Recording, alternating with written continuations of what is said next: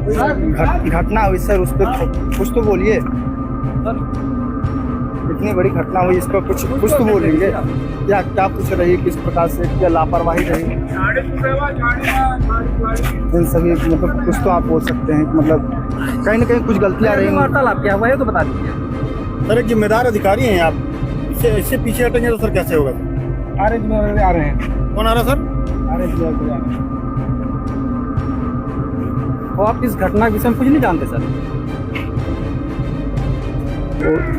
जांच चल रही है सर, मैं कुछ और नहीं बोल सकता। कई बार घटना हो चुकी है एनसीएल में, के अंतर्गत कई बार ऐसी घटना हो चुकी है। इंक्वायरी चल रहा है, वो लोग बताएंगे। सर आप बयान तो दीजिए। जो इंक्वायरी आएगी वो बताएंगे। नहीं तो आपको बता दीजिए क्या जानते हैं आप इस घटना के विषय?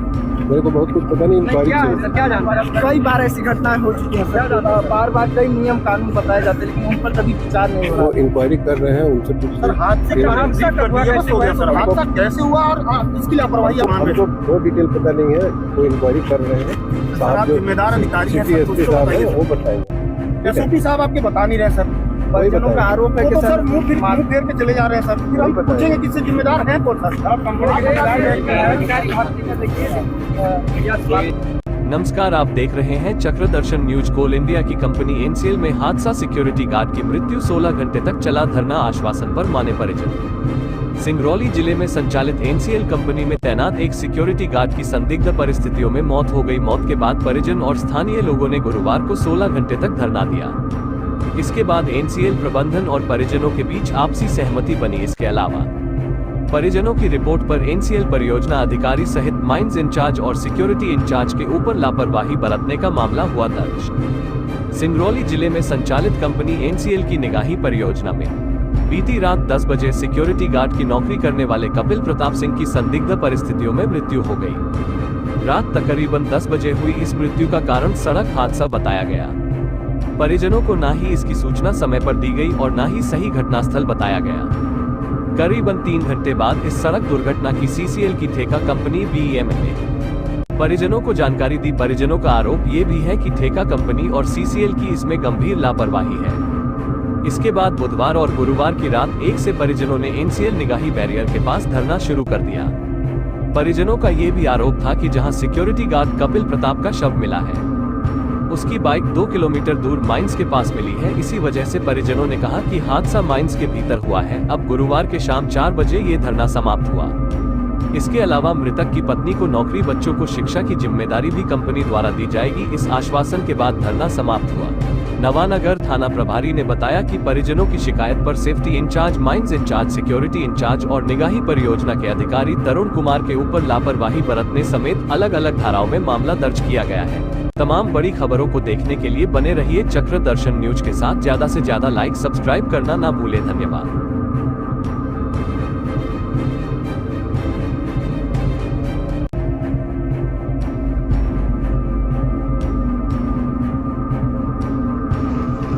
जैसा कि सभी की जानकारी में आ गए, कल रात्रि में कपिल नाम के एक हमारे साथी भाई हैं जो भरुआ गांव के रहने वाले हैं, वो अपनी ड्यूटी में जा रहे थे। यहाँ से लगभग 1-1.5 किलोमीटर आगे एक ट्रक खड़ा हुआ है जिसमें टकरा करके और उनका सड़क हादसा हो गया।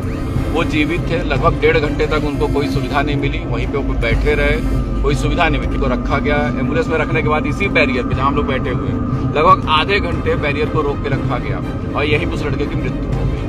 तो यह सारी चीजें जो है एनसीएल की लापरवाही से है और एनसीएल के जो सक्षम अधिकारी हैं आए हुए यहाँ पे अपनी बात को स्पष्ट कर नहीं पा रहे।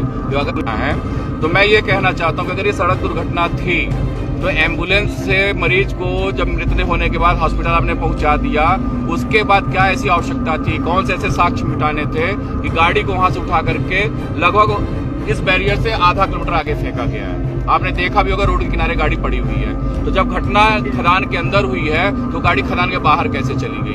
और जो ट्रक था जिसमें एक्सीडेंट हुआ, उस ट्रक को पानी से धुलने का काम क्यों किया गया? ऐसे कौन से साक्ष्य थे जिनको छिपाने का काम एनसीएल प्रबंधन कर रहा है? और मुझे ऐसा लगता है कि इसमें कहीं न कहीं बहुत ज्यादा अधिकारियों की मिलीभगत है, जिसके माध्यम से एक घर के चिराग को बुझा दिया गया और अब लीपापोती करने का काम चल रहा है। तो हमारे ही एक भाई का पैर कटता था, उस पे उनको नौकरी संबंधित कुछ दिलासा दिया गया, जिसको अपने चाहे प्रशासन बोले चाहे एनसीएल बोले कि हमारे बातों पे भरोसा करिए।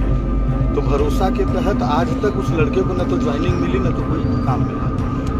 तो हमारा कहना बस यही है कि जो भी चीज़ें और जो भी मांगे होंगी और जो भी मांगे एनसीएल के द्वारा मानी जाएंगी। हम विमल को कंपनी को नहीं जानते, क्योंकि जो व्यक्ति था कल जिसका एक्सीडेंट हुआ है वो ड्यूटी जा रहा था।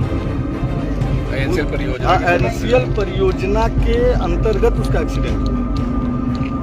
ठीक है, वो एक्सीडेंट है, सब चीज़ें मंजूर है, लेकिन वो साक्ष्य मिटाया क्यों जा रहा है? अगर एनसीएल उसमें सम्मिलित नहीं होती तो अपनी परिसर से वो मोटरसाइकिल, वो खून के दाग धब्बे सब मिटाई क्यों जा रही है? और अगर इनको ये लग रहा है कि ये आएंगे प्रशासन को लेके आएंगे, हमारे ऊपर लाठीचार्ज करवाएंगे या इस तरह की कोई भी चीज़ें होंगी, इससे कुछ होने वाला नहीं है। जब तक हमारे भाई को, सिंगरौली के एक परिवार को न्याय नहीं मिलेगा, इसी तरह हमेशा हम बैठेंगे और न्याय दिला के।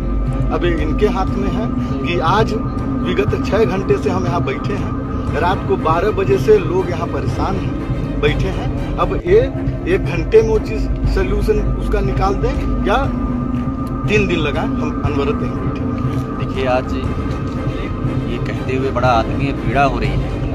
किसी व्यक्ति के घर का चिराग बुझ गया है और हम सब यहाँ बैठ करके, ये कंपनी वाले आकर के यहाँ उसकी बोली लगा रहे हैं। उसके हम ये आपके माध्यम से बार बार, इससे पहले भी कई घटनाओं में हम सबको देखा है, आप सभी ने। ये जो घटना घटी है ये कहीं ना कहीं आप देख रहे हैं कि एनसीएल, सीधा एनसीएल के परियोजना की लापरवाही है। एनसीएल अलग अलग घटनाओं में अलग अलग नियम कानून का बार बार वो जो है कि हवाला दे रहा है और बार बार नियम कानून की बात कर रहा है। वो हमें ये नहीं समझ में आता कि यदि किसी व्यक्ति की मृत्यु की कीमत, उसके शरीर की कीमत यदि ये लगाने बैठे हुए हैं, इनको शर्म आनी चाहिए। एक तो इनकी लापरवाही की वजह से ये मृत्यु कारित हो रही है, घटनाएं घट रही हैं, और ये ऊपर से बैठ करके इनकी बोली लगा रहे हैं।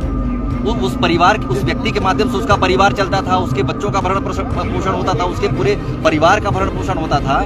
और आज एक उसके जाने के बाद जो है उसकी पत्नी के नौकरी की बात हो रही है, उनके बच्चों के भरण पोषण की बात आ रही है, तो भी एनसीएल जो प्रशासन है वो अपना जो पाला है वो झाड़ करके और छोटी कंपनियां जो काम करें उनके ऊपर रख रहा है। ये लड़ाई निरंतर सिंगरौली में अभी तक लड़ते आ रहे हैं हम सभी, लेकिन निश्चित इसका अगर इस समुचित उपचार नहीं निकल के आता है तो ये हम सब सिंगरौली वासियों के लिए बड़ी शर्म का विषय है। ये किसी के घर के चिराग बुझ गया और चिराग बुझने के बाद जो है ऐसी स्थिति आन पड़ी कि उसके परिवार के लोग दर दर भटक रहे हैं। कई घटनाएं अलग अलग घटती जा रही है जिसमें कई बार वादा किए एनसीएल के लोग और उनके संबंधित जो कंपनियां काम कर रही थी, लेकिन आज तक वो लोग दर दर भटक रहे हैं और उनको उपचार नहीं मिल पा रहा है। क्या आप लोग क्या चाह रहे हैं? धरना पर हम बैठे हुए हैं, क्या कुछ अभी चूंकि जो मृतक हैं उनके परिजन हैं और उनके परिवार जो है पूरा वो पालते थे कहीं ना कहीं इस नौकरी के माध्यम से, तो हम सभी का कहना है और पूरी टीम जो पूरे लोग आए हुए हैं उनके साथ में सिंगरौली आम जनमानस सबका कहना है कि उनके बच्चों के लिए एक अच्छी शिक्षा की व्यवस्था करे कंपनी।